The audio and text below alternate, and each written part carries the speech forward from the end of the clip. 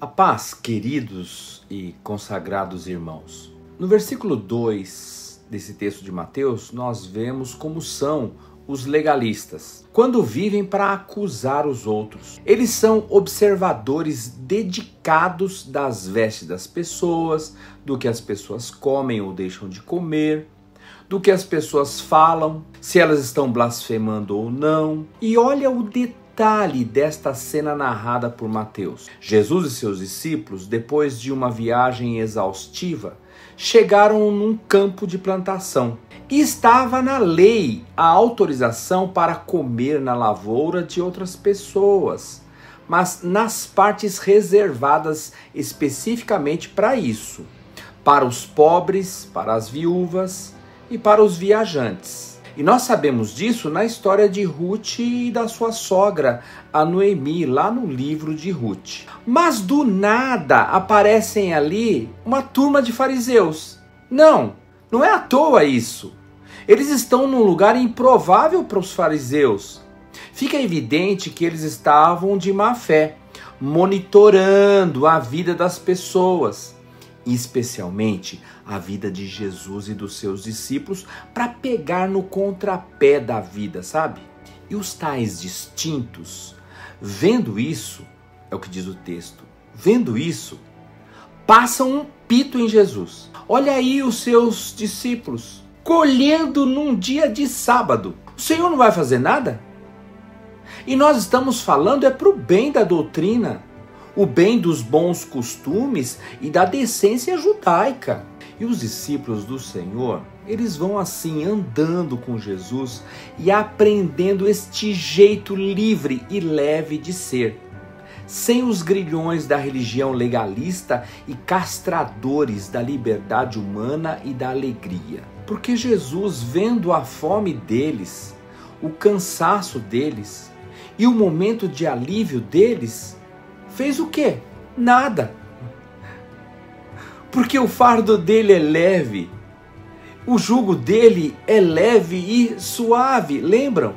E Jesus faz uma devolutiva para aqueles fiscais da vida dos outros. Calma, moçada, vocês estão evocando a lei que era do Velho Testamento, mas vocês não leram o que está escrito lá também no Velho Testamento, quando em 1 Samuel 21, de 1 a 6, Davi e seus homens, uns 400, tiveram fome nos dias do sacerdote Abiatar. E eles entraram lá no tabernáculo e comeram dos pães que só os sacerdotes podiam comer. Era errado? Era errado, sim. Por isso Jesus fala de ilicitude. É sim uma transgressão, mas eles ficaram sem culpa. Por quê? Porque a fome humana é uma necessidade brutal. Em nome da misericórdia, é maior que a lei.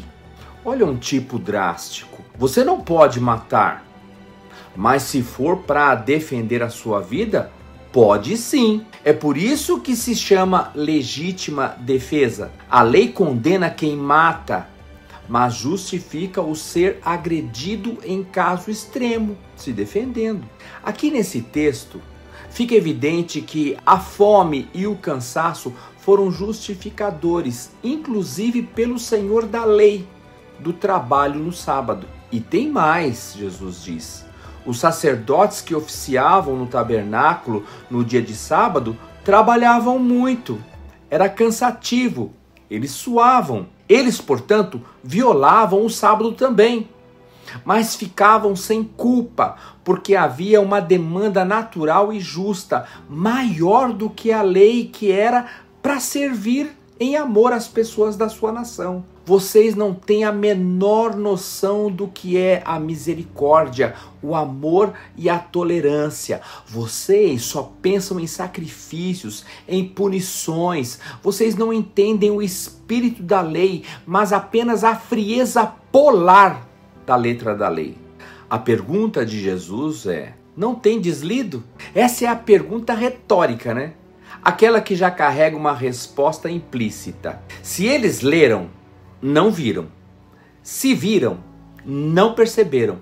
E se perceberam, fizeram questão de ignorar. De qualquer forma, escancara a inaptidão deles, ungida de ignorância ou de má fé.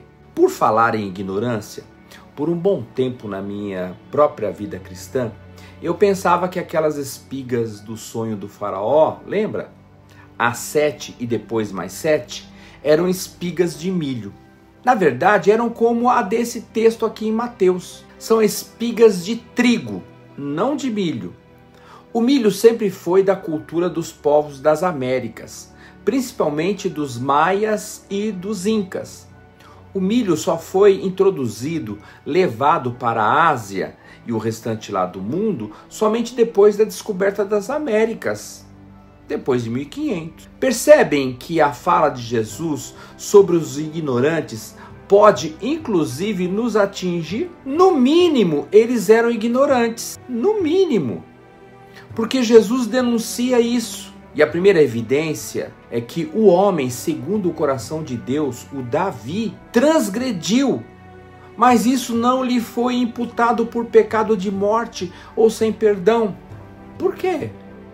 Por causa de uma necessidade extrema de preservação da vida e da saúde de 400 homens.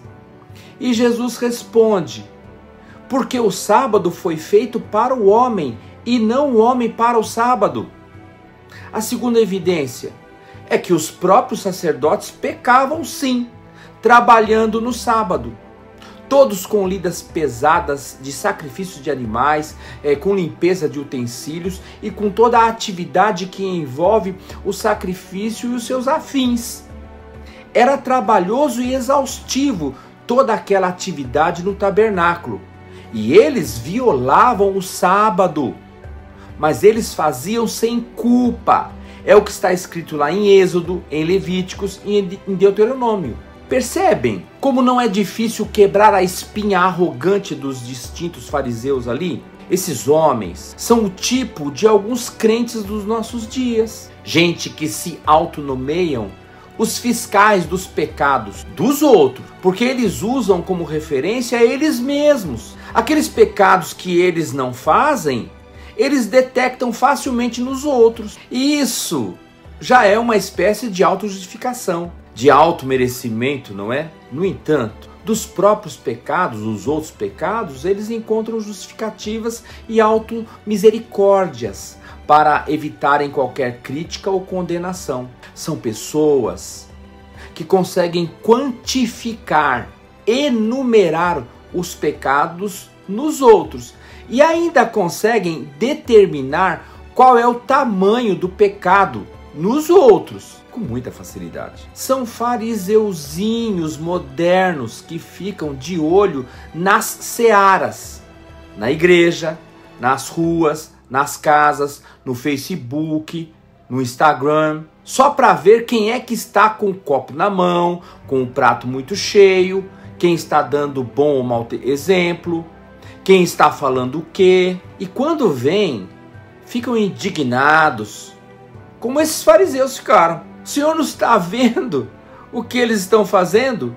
Pois eu vou contar. Ficam então claras, expostas às vergonhas deles naquela hora. Ah, se vocês soubessem o que significa misericórdia quero e não sacrifício, não condenaríeis os inocentes. Epa, peraí. Que inocentes? O Davi? Os sacerdotes? Os discípulos? Claro que não.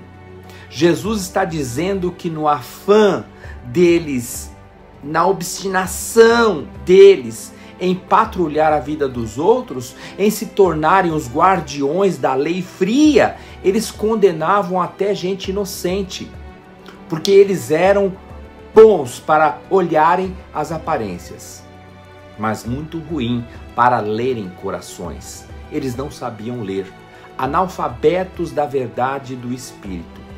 E certamente havia muitos inocentes que caíram no bico desses corvos humanos.